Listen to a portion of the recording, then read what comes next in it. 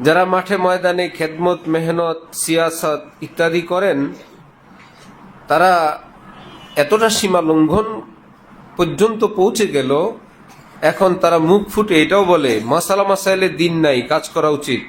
তার মানে হালাল হারাম যাচাই বাছাই করারও সময় নাই, এত ফরজ ওয়াজিব মুস্তাহাব গোনার সময় নাই। উম্মত জাহান্নামে যাচ্ছে, আপনারা আছেন ফরজ ওয়াজিব নিয়ে, উম্মত কাফের হয়ে জাহান্নামে যায়, আপনি আছেন সুন্নত নফল নিয়ে, পাগড়ি নিয়ে, জিকির নিয়ে।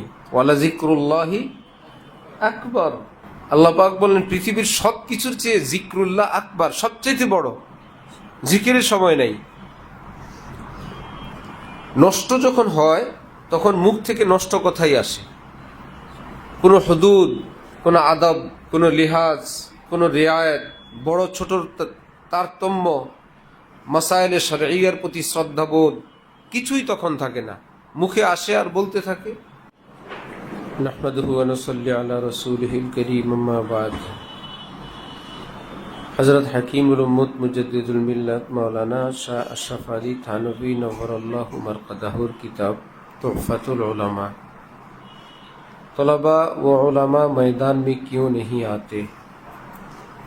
आलिमगण माद्रासार छात्रगण माठे मैदाने राजनीतिते केन आसेन ना? फरमाया कि अब तो ये हालत है और उसी की फिक्र है कि मैदान में आना चाहिए। এখন তো চতুর্দিকে একই ফিকির, একই আওয়াজ, ময়দানে নেমে যাওয়া উচিত। मैदान में आने का नतीजा ये होता है कि हुजरा भी हाथ से जाता रहता है। অথচ মাঠে ময়দানে রাজনীতি করতে নামলে ফলাফল এই দাঁড়ায় যে যারা মাদ্রাসায় বসে আলেমে দ্বীন তৈরি করতেন, খানকায় বসে আল্লাহওয়ালা তৈরি করতেন, দোনোটাই শেষ হয়। আর ময়দান भी হাত नहीं आता, মাঠে ময়দানে গিয়েও বিজয়ী হতে পারে না, ना घर का ना घाट का, घरों शेष मैदानों शेष। फिर उन लोगों के नज़दीक मैदान में आने के न कुछ शरायत है न हुदूद है। যারা ময়দানে আসতে বলে, ময়দানে আসার কোনো নীতিমালাও তাদের নিকট নাই। यहाँ तक नौबत आ गई है कि ज़ुबानों पर यह आता है कि मसाइल का वक्त नहीं, काम का वक्त है, काम करना चाहिए। যারা মাঠে ময়দানে খেদমত, মেহনত, সিয়াসত ইত্যাদি করেন, তারা এতটা সীমা লঙ্ঘন পর্যন্ত পৌঁছে গেল, এখন তারা মুখ ফুটে এটাও বলে মাসালা মাসাইলে দিন নাই, কাজ করা উচিত। তার মানে হালাল হারাম যাচাই বাছাই করারও সময় নাই, এত ফরজ ওয়াজিব মুস্তাহাব গোনার সময় নাই। উম্মত জাহান্নামে যাচ্ছে, আপনারা আছেন ফরজ ওয়াজিব নিয়ে, উম্মত কাফের হয়ে জাহান্নামে যায়, আপনি আছেন সুন্নত নফল নিয়ে, পাগড়ি নিয়ে, জিকির নিয়ে। ওয়ালা জিক্রুল্লাহি আকবার। আল্লাহ পাক বললেন পৃথিবীর সব কিছুর চেয়ে জিক্রুল্লাহ আকবার, সবচেয়ে বড়। জিকিরের সময় নাই। নষ্ট যখন হয় তখন মুখ থেকে নষ্ট কথাই আসে। কোনো হুদুদ, কোনো আদব, কোনো লিহাজ, কোনো রিয়ায়ত, বড় ছোটর তারতম্য, মাসায়েলে শরঈয়ার প্রতি শ্রদ্ধাবোধ কিছুই তখন থাকে না, মুখে আসে আর বলতে থাকে। ময়দানে আসা উচিত, রাজনীতি করা উচিত, জেহাদে যাওয়া উচিত, দাওয়াতে যাওয়া উচিত। মনে হয় যেন মাদ্রাসাওয়ালারা এখানে কতগুলো আসামি থাকে, এরা আসামির দল। গতকাল হযরত আল্লাহ দামাত বারাকাতুহুমের বিশাল অংশ ছিল যে ভাই যে জেহাদ করে সে কি বুখারী শরীফে দর্জ দেওয়া সম্ভব হয়? বুখারীর কি দিন না? কোরআনে পাকের তালিম কি দিন না? আশ্চর্য, দিনের এক একটা জুজওয়ালা এত লম্প ঝম্প দেখায়, দিনে কামেল যেখানে সেটাকে অস্বীকার করে বসে। এই মাদারেসের মাধ্যমে এই তোলাবা উলামায়ে কেরাম যারা ঘরবন্দি, এদের মাধ্যমে 23 বছরে আসমান থেকে নাজিল হওয়া এলমে ওহী, এলমে কোরআন, এলমে হাদিসের হেফাজত হচ্ছে। আর কেউ পারলে বলুক যে পূর্ণ ইসলাম আমাদের দ্বারা হেফাজত হয়, পারবে বলতে কেউ? এটার এলেম, এটার সংরক্ষণ, হ্যাঁ, মাঠে ময়দানে গিয়ে এক একজন এক এক কাজ করবে। দাঁতের ডাক্তার এমন কথা বলে যেন মেডিকেল কলেজই বেকার, সব কিছু দাঁত দিয়ে। জিব্বাওয়ালা জিব্বা নিয়ে, মাথাওয়ালা মাথা নিয়ে, হাড্ডিওয়ালা হাড্ডি নিয়ে, রক্তওয়ালা রক্ত নিয়ে, কিডনিওয়ালা কিডনি নিয়ে, সব ঠিক আছে, কিন্তু মেডিকেলকে অস্বীকার করো না। যা আসছে তো মেডিকেল থেকে আসছে। একটা খেদমতে নামলো, নামার পর কিছুদিন পর বলে মেডিকেল কলেজ বেকার। তুমি আসছো কোত্থেকে? হ্যাঁ, তুমি বাইরেছো কোত্থেকে? দুনিয়াওয়ালারা এগুলো বলে না। হ্যাঁ, এগুলো বলার লোক আমাদের দাড়ি টুপিওয়ালাদের মধ্যে, আর সেও বলে না, কারণ মিস্টার ইবলিস তো আছে যে এত বড় খেদমত করলো, এত কাজ করলো, এটাকে নষ্ট করা যায় কেমনে? তারটা তার হাতেই। লা তাকুনু কাল্লাতী নাকাদাত গাজলাহা মিন বাদি কুওয়াতিন আনকাসা। আল্লাহ পাক বলেন, নিজের হাতের কর্ম নিজের হাতেই ধ্বংস করো না। সে আরবের সেই নারীর মতো নিজে কর্মচারী রাখে, কাপড় বুনে, বেতন দেয়, পয়সা যায়, সময় যায়, বিকাল বেলা হইলে হয় কি বানাইছো, হয় নাই, খোলো সব। আবার খুলবো, সমস্যা কি, আমি বেতন দিব। করেও বেতন দিয়ে, খোলেও বেতন দিয়ে, রেজাল্ট জিরো। আবার পরের দিন সকালে কাজ করায়, পছন্দ হয় নাই, খোলো। এরকম কিছু লোক তোমাদের পাড়া মহল্লায় বা আত্মীয় স্বজনের মধ্যেও থাকতে পারে, ইঞ্জিনিয়ারের ডিজাইন ব্যতীত বিল্ডিং করে, আর দেখবা সারা বছর শুধু ওয়াল ভাঙে আর ওয়াল করে। এই বাথরুম ভেঙে ফেলছে, এটা এই নতুন একটা ওয়াল উঠেছে, আবার দুদিন পরে ওয়াল এটা ভাঙতেছে, আবার এদিকে একটা। এরকম লোক পাওয়া যায় আমার জানা মতো, আমি 2 জন দেখছি। ইটা বালু সিমেন্ট যায় না, সময় যায় না, টাকা যায় না, করে পয়সা দিয়ে, ভাঙ্গে বিনা পয়সা না পয়সা দিয়ে, ভাঙ্গেও পয়সা দিয়ে, দোনোটাই মেহনতের। তো ইবলিস চায় যে এরা এই করবেও, নষ্ট তাকে দিয়েই করাবো। নিজে আমল করে গোড়ায় হামলা করে বসে, ডালে বসে গোড়া কাটে। ছি বুদ্ধি! বসে ডালে, কাটে কি গোড়া। দিনের কোনো একটা খেদমত যদি আল্লাহ পাক তৌফিক দেন, কদর করা চাই, আর পূর্ণ দিনের সামনে ছোট হয়ে থাকা চাই। আল্লাহ দিনের হাজারো বিভাগ রয়ে গেছে, আল্লাহ যারা করেন, হেফাজত করেন, সংরক্ষণ করেন, আল্লাহ আমি তো আছি, আল্লাহ আপনি রাখছেন, আপনার ইহসান করম, আপনার দয়া, আল্লাহ আমাকে দিনের সঙ্গে রাখছেন, দিনের একটা কাজের সঙ্গে জুড়ে রাখছেন। কাজ দেখতে দেখতে দেখতে অন্ধের হাতি দেখার মতো আর কিছুই দেখে না, ওই কাজই দেখে, শুধু শুধু সিয়াসত দেখে, শুধু রাজনীতি দেখে। নামাজও এত গুরুত্ব না, রাজনীতিতে ভোটে পাশ করা যত গুরুত্বপূর্ণ, 5 ওয়াক্ত নামাজও তার কাছে এত গুরুত্বপূর্ণ না, এতটা ভোটে পাশ করা এত গুরুত্বপূর্ণ। নিজে দিনদার হওয়া, নিজে নামাজি হওয়া, নিজে মুত্তাকি হওয়া, নিজে গুনাহমুক্ত হওয়া এতটা পছন্দের লাগে না, আরেকজনকে দিনের দাওয়াত দিতে যত মজা লাগে, এবং সেটার যত ফাজাইল নিজের দেমাগের মধ্যে ঢুকে আছে। মানসাবে তালিম নওয়ে শাহওয়াতে, জালালউদ্দিন রুমি বলেন, আরেকজনকে দিনের কথা বলা এটাও এক প্রকারের শাহওয়াত, মজার জিনিস। কারণ ওটা তো আইটেমটা মজার, কষ্ট হইল নিজে আমল করারটা। শয়তান দিনের এক আহাম কাজ থেকে বঞ্চিত করে দিনের আরেকটা কাজে তাকে লাগায় রাখে, কারণ দিনদারকে ধোকা দেওয়ার পদ্ধতি এটাই। দিনের কাজ থেকে চুরির কাজে গেলে যাবে না, বরং বড় কাজ বাদ দিয়ে ছোট কাজ তার সামনে বিশাল করে যদি পেশ করা যায়, বাস আয়োডিনযুক্ত লবণ খান, বুদ্ধি বাড়ান। কি সুন্দর! এত বেশি লবণের ফাজাইল, ফার্স্ট যখন আয়োডিনযুক্ত লবণ নামে, যে লবণে মাথা খোলে, আরে বাবা রে, মনে হয় যেন দুধ ডিম সব বাদ দিয়ে শুধু চামচে চামচে লবণ খাওয়া উচিত। ক্যালসিয়াম ক্যালোরি সব কিসের ভিতরে দেখো তোমরা? আয়োডিনযুক্ত লবণের এখন তো প্রচলন হয়ে গেছে। আগে বস্তা বস্তা লবণ আমরা খেতাম, প্যাকেট করা লবণ। এর আগে খেয়েছি আমরা কলা পাতায় পেঁচানো লবণ, বাজার থেকে কলা পাতা বা কোনো পাতার মধ্যে করে লবণ দিত। তারপরে আসছে যখন ছোট্ট পলিথিনে 1 কেজি 1/2 কেজি লবণ। এখন যে স্পেশাল বাজারের মধ্যে লবণ, এটা যখন ফার্স্ট আসছে আয়োডিনযুক্ত লবণ, এর মধ্যে যে ফাজাইল লেখা, ফাজাইলে মিলহ, এই ফায়দা, কিডনির ফায়দা, লিভারের ফায়দা, হাড্ডির ফায়দা, ব্রেনের ফায়দা, পরে মনে, এগুলো যদি কেউ নিয়মিত মোতালা করে আর শেষে কি বলবে? দুনিয়ার কিছুই খাওয়ার দরকার নাই, নিয়মিত 2 চামচ লবণ খাবেন। এরকম এক একজন এক এক আমলের ফাজাইল শুনতে শুনতে দিনে রাতে নেতার কাছে, লিডারের কাছে, আমির সাহেবের কাছে, হুজুরের কাছে, পীর সাহেবের কাছে, যে যেটার মধ্যে এমন ধরা ধরছে দুনিয়ার আর কিছুই দরকার নাই, প্রত্যেক নিজেদের গ্রুপের লবণ খাইলে হবে।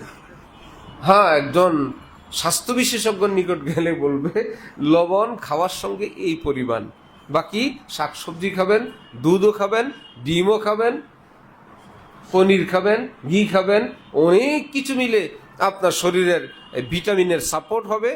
লবণ খাইলে কাজ হবে না। হবে তো এই জন্য কি লবণ খাওয়া লাগবে না? লবণ ক্ষতিকর বলা হয়েছে? মাত্রা আছে, ঠিক আছে। অন্যান্য ভিটামিনের সামনে তার একটা নিজস্ব একটা স্তর আছে, এই পরিমাণে সেটা মুফিদ। আমি তো বলি নাই ভাই, বড় বাবা বলতেছেন, यहाँ तक नौबत आ गई कि जुबान पर यह आता है कि मसाइल का वक्त नहीं, काम का वक्त है, काम करना चाहिए। সীমা লঙ্ঘন করতে করতে এখন মুখে এই কথা পর্যন্ত চলে আসছে, মাসাইলের তো আক্কার টাইম নেই। কেউ যদি বলে এটা তো জায়েজ নেই, এটা তো মাকরু, আরে রাখেন আপনার মাকরু, কাজ করা দরকার। ওয়াহ ওয়াহ, এটা তো সুন্নত। আরে ভাই সুন্নত, ভাই আপনি এটা ফরজ। আরে ভাই মানুষ উম্মত, একটা মানুষ জাহান্নামে গেলে জবাব দেওয়া লাগবে। একটা মানুষ যদি কাফের হয়ে কবরে যায়, জবাব দেওয়া লাগবে। কার জবাব দেওয়া লাগবে? এই পৃথিবীর কোন ফতোয়ার কিতাব থেকে নিয়ে আসো। মানুষ জাহান্নামে গেলে আমাদের জবাব দেওয়া লাগবে বা কারোর জবাব দেওয়া লাগবে, এ কথা কোন জায়গায় আছে? পৃথিবীর কোন কিতাবে আছে? নবীজির যুগে, সাহাবাই কেরামের যুগে যারা কাফের হয়ে কবরে গেছিল, তো সাহাবাই কেরাম কি জবাব দিবেন? পৃথিবীর কোন যুগে সব মুসলমান ছিল আর কোনো কাফের মুশরিক ছিল না? সব নবী, রসুল, সাহাবা, তাবিন সব যুগেই ভালো মন্দ ছিল, বরং নষ্টদের সংখ্যা বেশি ছিল। ওই বক্তার মতো হইল, এক ওয়াজি গিয়ে শুনি, বক্তা মানুষদেরকে ভয় লাগানোর জন্য বলতেছেন, একটা বেনামাজি যেই ঘরে থাকে, আশপাশে 40 ঘরের নামাজ কবুল হয় না। তো দেখলাম ঢাকা শহরে নামাজ কবুলের কোনো ব্যবস্থা নাই, আছে কোন শহরে? কারণ এখানে একজন বেনামাজি পাওয়া গেছে, 40 ঘর শেষ। ওই পাশে আরেকজন পাওয়া গেছে, ওই দিকের 40 ঘরও কি শেষ। তো পুরো দেশের নামাজি বরবাদ। খামাখা দুনিয়ার আজে বাজে নাজায়েজ কথাবার্তা বলা।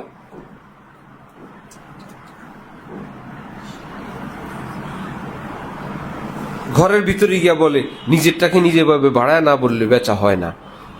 যে সদাই বিক্রি করতে যায়, নিজের সদায়ের ফাজাইল কামালাত যদি বেশি করে না বলে, সদাই বিক্রি হয় না। ওফো, এ তো দুনিয়ার স্বার্থপর সদাই বিক্রেতা। দিনওয়ালার কথা সীমার বাইরে যাওয়া জায়েজ নাই। সুন্নতের দোকানদার বাড়ায় কি এটাকে ওয়াজিব বলার অধিকার আছে? ফরজ বলার অধিকার আছে? ফরজে কেফায়াকে ফরজে আইন বলার অধিকার আছে? তো পাগড়ি বিক্রি করে, এই জন্য কি বলবে পাগড়ি পরা ফরজ?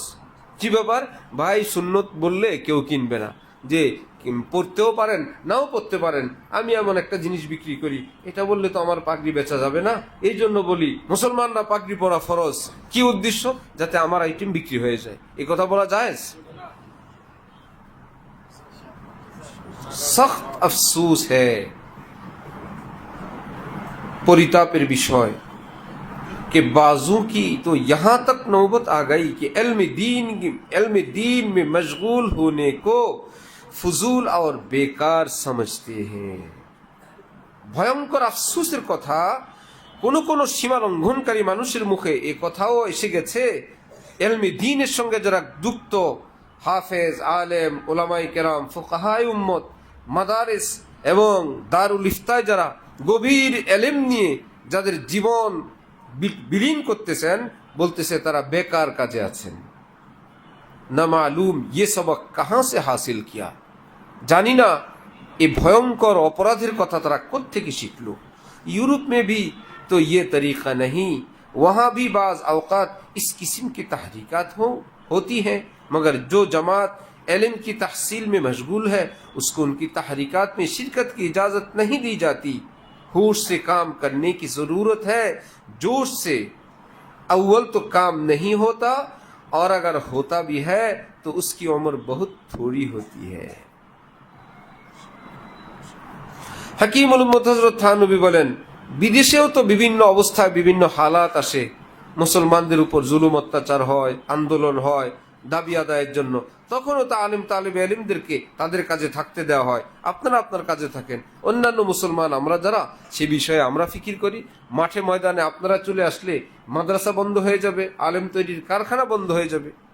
হযরত বলেন, হ্যাঁ, এই সমস্ত জোশ এবং আবেগের দ্বারা তাৎক্ষণিক দেখা যায় কাজ কিছুটা হয়, সেটার মেয়াদও খুব কম থাকে। জোশ এবং আবেগ সবসময় অস্থায়ী হয়, এটা মনে রাখবা। জোশ এবং আবেগ সবসময় অস্থায়ী হয়। আবেগের চোটে এক স্বামী তার স্ত্রীকে বলে দিছিল যে পাশের জমিটা তোমার নামে লিখে দিব। স্ত্রী তার শাশুড়ির কাছে গিয়ে বলছে যে আপনার ছেলে তো বলছে এই জমিটা আমার নামে লিখবে। কারে পাইবি না কেন? কর বাপেও বলছিল আমারে কত কিছু দিবে। আবেগের সময় বললে পরে আর দেয় না, যে আসছে পাইবি না, বাপ বেটা একই রকম। और बाप पे हमारे बहुत किसी बोल सीधा ही नहीं। अगर हुदूद से गुजर कर तरक्की की जाए तो वो ऐसी होगी कि जैसे फिराउन ने तरक्की की थी। सब सीमा बात दिए যদি ধরে নাও তাহলে ফেরাউনও তো কিছু উন্নতি অগ্রগতি অর্জন করেছিল। तो ऐसी तरक्की से एक मुसलमान ईमान वाले को क्या फायदा? সেও তো রাজ্য রাজত্ব রাজার মসনদে বসছিল, এতে মুসলমানের কি ফায়দা? ফেরাউন হয়ে মসনদে বসা ভালো না আল্লাহ ওয়ালা হয়ে সালার চট ভালো? সালার চট ভালো। আল্লাহকে পাওয়া দরকার। রাজ্য রাজত্ব তো আল্লাহর খুশির জন্য। রাজ্য রাজত্বের মসনদে গেলে যদি আল্লাহ খুশি হন, যাব সেখানে, আল্লাহর খুশির জন্য জীবন দিব। আর যদি মনে হয় আহা রাজ্য রাজত্ব অর্জন করতে গেলে রাজত্ব অর্জন হবে, কিন্তু সিস্টেম এমন হয়ে গেছে আল্লাহকে খুশি রেখে সেই সিটে যাওয়া মুশকিল, এই জন্য আল্লাহর খুশিকে জলাঞ্জলি দিয়ে জবাই করে রাজার মসনদে যাওয়া উচিত। এটা তো ফেরাউনের তরিকা হইল। মাকসাদ ক্ষমতায় যাওয়া। ऐसी तरक्की मुसलमानों की तरक्की कहलाने के काबिल कब होगी? এমন উন্নতি অগ্রগতি এমন সফলতা এটা মুসলমানের সফলতা বলার কবে যোগ্য হবে? ইয়াকিনান কুফফার কি তারাক্কি कहलाएगी। শরীয়তের সব সীমা লঙ্ঘন সব কিছু করে যদি কোনো কাজ অগ্রগতি অর্জন হয়, এটা মুসলমানের কাজ ধরা যাবে না, এটা অমুসলিমের। मुसलमानों के लिए ऐसी तरक्की में कौन सी खूबी होगी? उनकी खूबी तो उसी तरक्की में है कि हुदूद का तहफ्फुज हो।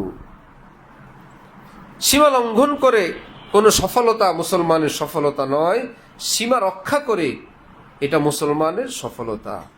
और फिर तरक्की हो ये खूबी की बात है। আল্লাহ পাকের হুকুম আহকাম সব কিছু ঠিক রেখে যদি আল্লাহ সফলতা দান করেন, এটা তারাক্কি। আল্লাহ পাকের শরীয়তের হুকুম সব কিছুকে পামাল করে সব কিছুকে পদদলিত করে মসনদে যাওয়া লাগবে। এই মসনদে যাওয়া এটা ইসলামী পদ্ধতি না, এটা অমুসলিমদের পদ্ধতি। আল্লাহ আমাদেরকে মুসলিম উম্মাকে যারা দ্বীনের যে কোনো তবকায় খেদমত করেন, আল্লাহ পাকের হুকুম আহকামকে সর্বোচ্চ মাকাম দেওয়ার, শ্রদ্ধা ভরে সেটাকে মানার, আমল করার তৌফিক দান করেন। ওয়া আখিরু দাওয়ানা আলহামদুলিল্লাহি রাব্বিল আলামিন। কি হাকিমুল উম্মত, হ্যাঁ, কি ছিলেন তিনি, সুবহানাল্লাহ। আল্লাহ হযরতের কবরকে নূর দ্বারা ভরপুর করে দেন। চলো ভাই, এখানে কোনো দাগ দিয়ে রাখো। সুবহানাল্লাহ বিহামদিহি সুবহানাক।